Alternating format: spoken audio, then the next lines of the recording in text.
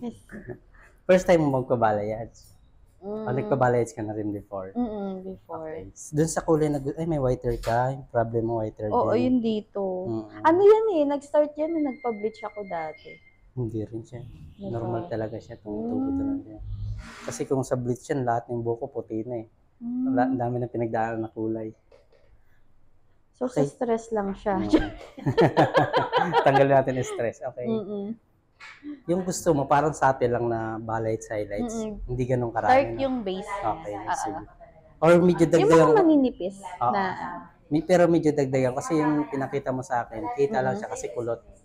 Pero pag hindi nakakulot yun, parang white hair lang din siya. Okay. Medyo dagdagan ko lang siya. Ha? Medyo makapal yung ano niya. Yung gupit naman natin.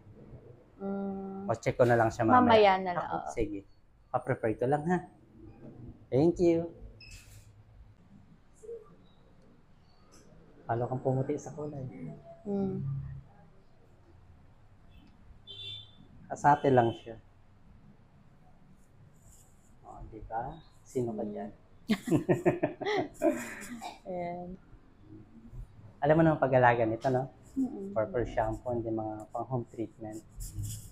Ayan. Ayan, nakasate lang siya. Ayan. Hanggang loob. Thank you. Yung gupit okay lang. Yung pa-size ko lang yung layered niya. Okay.